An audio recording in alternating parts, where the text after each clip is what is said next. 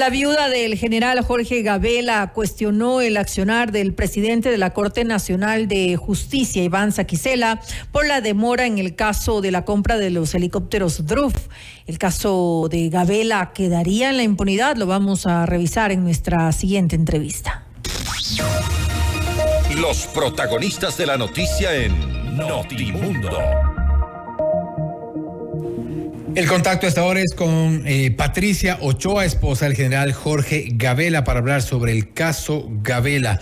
¿Cuál es el avance, por un lado, ya de las investigaciones en esta reapertura que se tuvo del caso, y también la relación con el caso de los helicópteros DRUF? ¿Se ha confirmado o hay un camino a la impunidad? Le consultamos enseguida. Patricia, gracias por estar con nosotros. Fausto Yepes le saluda, bienvenida. Buenas noches, Fausto. Buenas noches con toda su audiencia. Realmente creo que la justicia en nuestro Ecuador, estoy convencida que la justicia en el Ecuador y el caso Gabela es un ejemplo del actuar de la justicia Gabela. El caso helicópteros DRUF es otro ejemplo de cómo actúa la justicia ecuatoriana, porque el caso de peculado de los DRUF no tiene nada que ver con el caso de ejecución extrajudicial del general Gabela. Realmente estamos ante una justicia que más bien no debería de llamarse justicia sino injusticia. Realmente deja mucho que desear. Y Patricia, ¿cree usted, y un poco para establecer, creo que es importante que la gente nos pueda comprender esta relación que se establece o se estableció en su momento entre la compra de los helicópteros DRUF y la ejecución extrajudicial del general Gabela? Bien, mientras se investigaba en la ejecución extrajudicial, el caso de peculado de los DRUF empieza en el año 2009, cuando se cae el primer helicóptero DRUF. Se llama la asamblea, hay un llamado para llamar a juicio político al ministro de ese entonces, Javier Ponce, por parte del señor asambleísta de ese entonces, el coronel Cobos. Y luego él pone una acción por peculado en la justicia, que en el 2016 el fiscal general de ese entonces, el señor Chiriboga, cierra y nuevamente es reabierta por la señora fiscal Diana Salazar, en el momento en que mucha documentación que llegó de la asamblea y mucha documentación que se encontró en el caso de ejecución extrajudicial y varias investigaciones que hizo la Fiscalía llegaron a la conclusión que definitivamente se trataba de un peculado, la compra de los helicópteros DRUF. Y por eso fueron llamados, se hizo el seguimiento judicialmente y son dos casos totalmente diferentes. La ejecución extrajudicial y el caso DRUF es otro caso totalmente diferente. Si bien fue mi esposo quien denunció junto con el ex asambleísta Cobos las anormalidades, pero no solo fue él, porque los documentos que le llegan a mi esposo de las anormalidades de esos helicópteros, cuando él era comandante general, se las hizo llegar el mismo ministro de Defensa de ese entonces y el mismo viceministro de Defensa de ese entonces, el señor Miguel Carvajal y el señor Wellington Sandoval, el doctor Wellington Sandoval, les hizo llegar la documentación de las anormalidades y de las deficiencias de esos helicópteros a mi esposo. Mi esposo le puso en el comité de contrataciones, ¿sí? El comité de contrataciones graba a mi esposo y esa grabación fue entregada por el vendedor, por el accionista mayoritario de la empresa Sumil en manos del señor Wellington Sandoval. Y el señor Wellington Sandoval se le entrega a mi esposo esa grabación que le hace el comité de contrataciones a mi esposo. Mi esposo la deja para que sea investigada en asuntos internos de la Fuerza Aérea. Yo me pregunto qué investigación hizo el señor general Borges, el que lo amenazó en la asamblea a mi esposo, comandante general de ese entonces. Como comandante general, amenaza a mi esposo en plena asamblea. Realmente deja mucho que desear. Y en ese tiempo había las sabatinas. Es raro que el señor presidente de ese entonces, que hacía sus sabatinas, no se haya dado cuenta que el comandante general de la Fuerza Aérea, con todo y uniforme, amenazó a una persona que ya no era comandante general, pero por lo menos merecía respeto, ¿sí? Merecía respeto porque él lo había nombrado como comandante general. Y como cuando él me llamó a dar su pésame, que decía que lo había nombrado a mi esposa por sus actitudes y su capacidad y su honestidad, realmente deja mucho que desear todo ese tipo de actitudes. Ahora, yo Patricia, he vivido el caso Gabela, yo he vivido el asesinato de mi esposo, yo viví la persecución, yo he vivido las denuncias que hizo mi esposo cuando él recibe un llamado desde el penal García Moreno, ¿sí?, que fue en febrero del 2010, que recibe un llamado telefónico del penal García Moreno donde uno de los detenidos decía que se estaba gestando un atentado en contra de su vida en Manta. Sí, o casualidad, en el 2010, si ustedes investigan, en Manta, ¿quiénes estaban en Manta celebrando el día de la aviación de caza? ¿Quiénes eran? Sí, los generales toditos estaban en Manta para ese tiempo. Sí. Mi esposo denunció su persecución. ¿Qué generales eran? Un policía de apellido González. Sí. El policía de apellido González le derivó a alguien de Quito y le dijeron que no haga nada, que no denuncie ni nada, porque esas llamadas se estaban haciendo. Realmente mi esposo denunció. Pocos meses después lo asesinan. La persecución fue constante. La persecución, ahorita en este momento en la fiscalía, sí está ya probada la ejecución que sufrió mi esposo de gente de la Fuerza Aérea Ecuatoriana, de inteligencia y de generales con sus de inteligencia que tenían a cuidado personal de ellos. Ahora, Patricia, usted ha cuestionado, y esto es lo que habíamos incluso leído en la parte introductoria, al presidente de la Corte Nacional de Justicia, Iván Saquicela, y precisamente alertando, advirtiendo de la impunidad en el caso Gabela. ¿Por qué y bajo qué argumentos? No es en el caso Gabela, es en el peculado de los DRUP, exactamente es en la apelación que hizo la fiscal general, el día en que el señor juez Rivera, después de casi 11 meses de llevar la causa para decir que que concluye que no había ningún delito, que no había delito, que todo era inexistente, creo que hasta los helicópteros DRUP no existieron para él, o que eran una maravilla, nadie se murió en esos helicópteros, no hubieron accidentes, creo que todavía están funcionando. Y para el señor juez Rivera, él concluye que no había delito. Y en ese momento que la señora fiscal hace la apelación, tenían, justo desde que llegaba esa documentación, 60 días para pronunciarse los jueces. El día martes, 10 de octubre, ya han pasado más de 60 días. Y para mí, en el concepto que yo veo cómo actúa la justicia, yo lo veo como una argucia de los jueces para haber dejado que pase el tiempo para declararle, y aquí no se cometió ningún delito.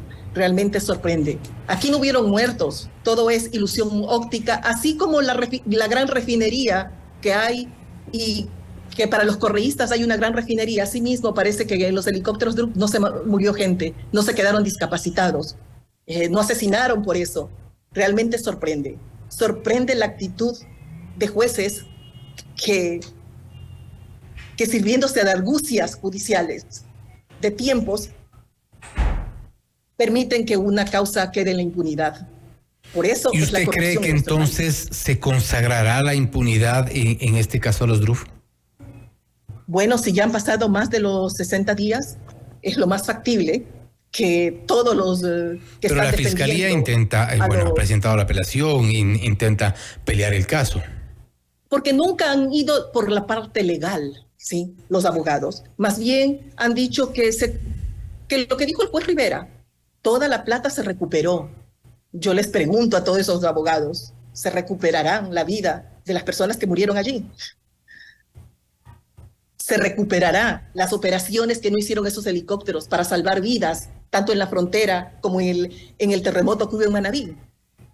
O sea, no estamos hablando de 45 millones de dólares.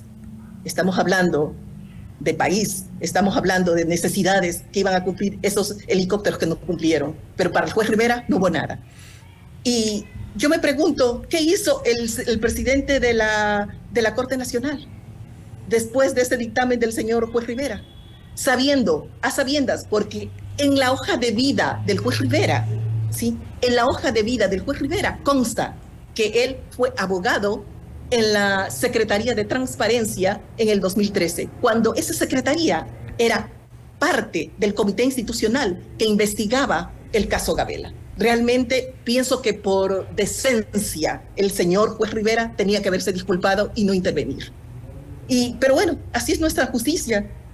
Y luego nombran jueces para revisar la apelación y transcurre el tiempo y no va a pasar nada, porque ya transcurrió el tiempo y las leyes son así, nuestras leyes son permisivas, tienen un número determinado de tiempo y si no se cumplen esos tiempos, pues bueno, se le da la razón a las personas que infringieron en un momento o posiblemente cometieron un delito. En este contexto, Patricia, ¿cuál es la expectativa que usted tiene de este momento que revisa y nos cambiamos de caso ya al caso Gabela? Una vez que se presentó ya en su momento el tercer producto, la Fiscalía avanza en las investigaciones, se han tomado versiones a un sinnúmero de personas.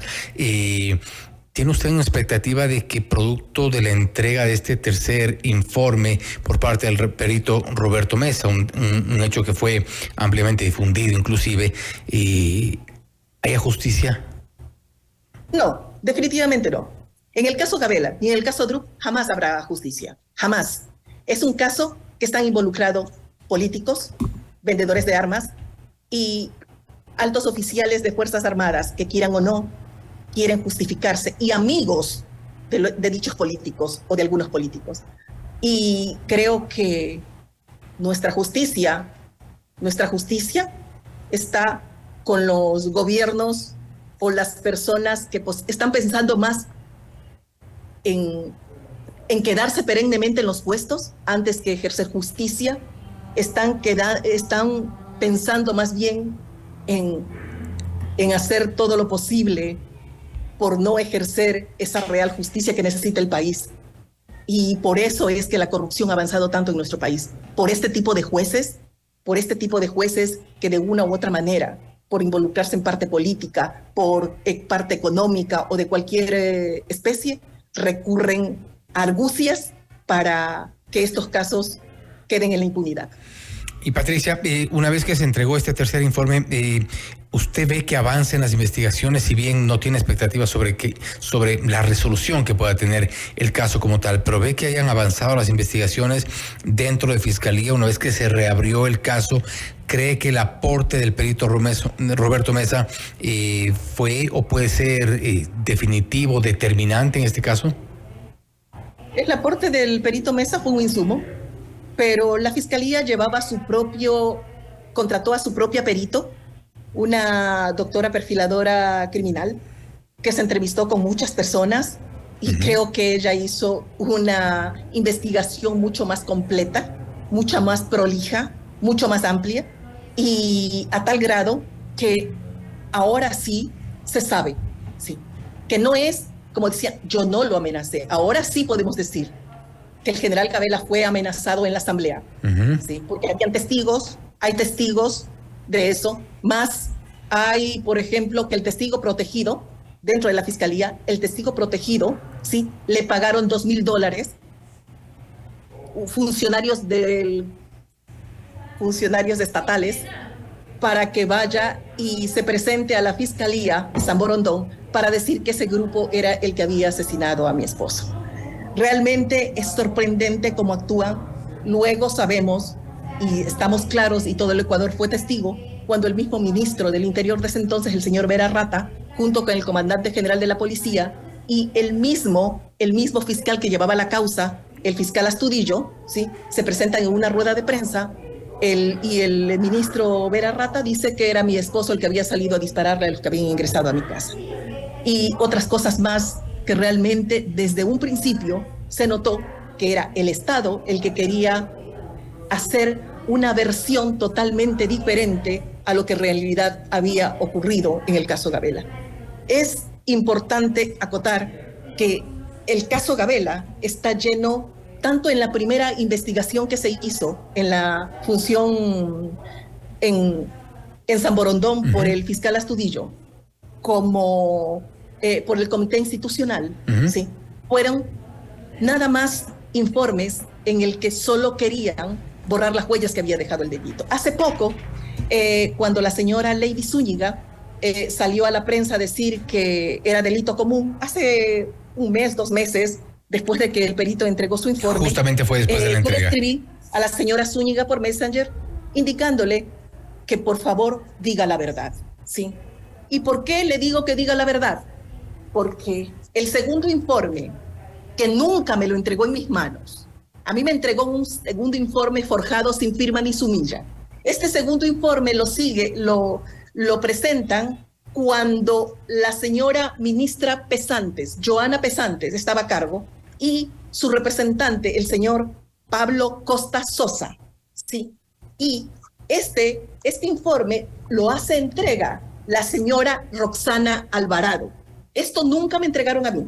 Aquí, en este informe concluye el perito Mesa, es el segundo producto. Está firmado por el perito Mesa y aquí dice que estos documentos son fiel copia del ministerio y que están en el Ministerio de Justicia. Está la firma del perito Mesa, como podrán observarse. Y en conclusión, las conclusiones son claras. La primera dice que basado en los elementos técnicos recopilados hasta el momento, podemos ver que el móvil de la presente investigación tendría a mostrarnos que el mismo sería consecuencia de la delincuencia organizada, no delito común, señores. Y eso se lo dije, se la mandé la foto a la señora Lady Zúñiga, ¿sí? De estas conclusiones.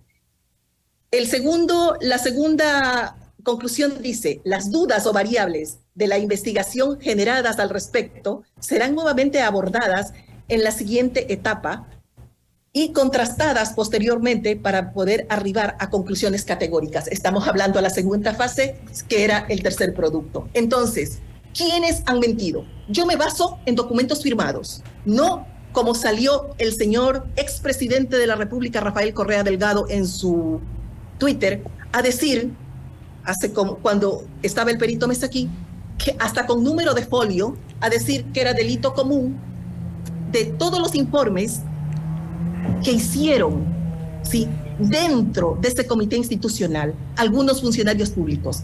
Yo en el Ministerio del Interior, cuando le pedí una cita a la señora María Paula Romo, encontré como 10 informes del perito Mesa, sin firma ni sumilla, todos con conclusiones. Yo así soy arriesgada. Y eran 10 formatos distintos, 10 opciones de informe. 10 diferentes informes, unos de 22, de 23, de 24, de 25, de 70, de 90, de 95 páginas. Eran diferentes, ¿sí? Testigo la señora María Paula Romo, que quedamos en la conclusión de que eso tenía que ser entregado a la Fiscalía. Estoy segura que la Fiscalía tiene en su poder todo eso porque también llegó a la Asamblea cuando se estaba, en el 2018, cuando se estaba investigando el caso, ¿sí? Pero todos estos informes tenían conclusiones. Hasta el de 22 páginas tenía conclusiones. Yo le escribo por Messenger al señor Serrano, era la máxima autoridad en ese entonces del Ministerio del Interior, y le pregunto que por qué encontramos en el Ministerio del Interior esa cantidad de informes. Y él me contesta que eran avances y borradores, a lo que yo le digo que raro que un avance y un borrador ya tenga conclusiones. Y creo que en declaraciones posteriores que hizo la prensa dio las mismas justificaciones. Pero es mucho más grave todavía, ¿sí? Cuando se va al Ministerio de Seguridad, donde la máxima autoridad era el almirante Homero Arellano y el señor Navas, ¿sí? El perito Mesa recibe la información de ese ministerio, ¿sí?, o de esa secretaría, y encuentran 3 informes de 77 páginas, 94 páginas, 96 páginas, igual, sin firma ni sumilla, y corregidos en los márgenes. Yo también, los que encontré en el Ministerio del Interior, estaban corregidos en los márgenes. A mí, lo que sí me preocupa muchísimo, ¿sí?, es el hecho de la tardanza que están haciendo para hacer las pericias. Mucho más. La ley o la justicia es permisiva en el sentido en que si alguien tiene que ir a declarar a la Fiscalía, le dan 3 oportunidades. Usted se imagina, y en el año, si han llamado 2 o 3 veces a declarar, imagínese cuántas personas son. Son más de 80 personas que tienen que ir a declarar, ¿sí? Patricia, y tienen que volver a declarar después de que presentan algunos testigos. Imagínense, y siempre buscan justificación. No se presentan en la primera, no se presentan en la segunda llamada, pero la ley les permite. Esa es nuestra justicia, eso es lo que tenemos. Y Patricia, en toda esta experiencia y este camino que ha tenido que seguir en el proceso de investigación inicialmente, luego la reapertura, ahora siguiendo de alguna forma también, quizá no tan de cerca, pero siguiendo el caso Druff, ¿ve usted demasiado poder que todavía esté enquistado en ciertas instituciones o en ciertas estructuras estatales como para poder seguir cerrando, quizá hasta asfixiar los procesos? Yo definitivamente no le veo buen fin ni al caso de ejecución extrajudicial ni al peculado por los helicópteros Druff. Va a quedar en la impunidad, ese es un hecho. Y creo que con la justicia que tenemos, una justicia que creo que representa a un gobierno que quieren que regrese, ¿sí? a alguien que les ofrece, y creo que algunos de ellos, hasta la mayoría, trabajaron dentro de ese gobierno que duró muchos años. Yo creo que hay mucha gente que creo que no sabe lo que es dignidad, no sabe lo que es honor. Más cuando usted se da cuenta que no solo hemos sido víctimas, y las víctimas creo que en este país no tienen voz. Las víctimas en este país, aquí los que tienen voz son los políticos y los enfermos que están al lado de determinados gobiernos socialistas en los que ha aguantado insultos de todo calibre, a tal grado hay hasta un abogado que si yo me pusiera a hacer juicios de daño moral, sí, no como dice el general Espinosa, que yo lo único que quiero es fabricar un caso para irme afuera y que me paguen, realmente me da mucha lástima, porque él se siente reflejado en sus propias palabras. Realmente a mí no me interesa ser millonaria como lo es él, ¿sí? Yo no compré minga, yo no compré nada del Estado como él lo compró con sus empresas, ¿sí? Por amistades. Y aquí hablamos, ¿sí? De que él sí tenía una estrecha amistad con el expresidente de la República, Rafael Correa Delgado. Él lo dijo en el 2018 cuando compareció en la Asamblea. Realmente hay mucha gente de mucho peso, ¿sí? Tanto económico como político, para no dar paso que esto llegue a la verdad y que no haya justicia. Realmente creo que esa gente va a impedir que esto salga. Y no va a darse. No va a haber justicia en este país para esas dos situaciones. Me da mucha pena porque he hablado con algunos familiares de los que perdieron la vida en esos helicópteros. La vida les cambió, como me cambió la vida a mí. Pero eso no les importa a los jueces, eso no les importa al gobierno, eso no les importa a los correístas.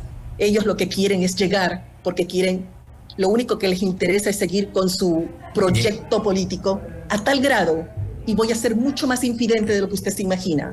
La primera reunión que hubo del comité institucional en mi casa, grabé a ese comité institucional que llegó a mi casa. Y uno de los representantes, cuando mi hija le dijo que si nos iban a entregar todo, le respondió, sí, solo si no afectaba al proyecto político de ellos. El cinismo tal que da vergüenza, porque yo no sabía que se podía justificar un asesinato con un proyecto político. No puedo entender este tipo de cosas. Y creo que difícilmente lo vamos a entender. Hacemos votos porque los casos prosperen, los casos no terminen como usted lo advierte, que lamentablemente a veces es una de las circunstancias de este país, casos que terminan en la impunidad. De todas formas, Patricia, gracias por haber estado con nosotros. Estaremos pendientes de lo que ocurra respecto de los dos casos, tanto el caso Druff como el caso Gabela. Y obviamente, como repito, haciendo votos porque no queden en la impunidad. Nuevamente, gracias por haber estado con nosotros. Muchísimas gracias a ustedes, Fausto. Muy amable. Buenas noches con todos. Gracias, buenas noches. Ha sido Patricia Ochoa, esposa del general Jorge Gabela, hablando sobre el caso Gabela y el caso Druff. Advierte que quedarán, dice, en la impunidad. Esto es Notimundo Estelar, siempre bien informados.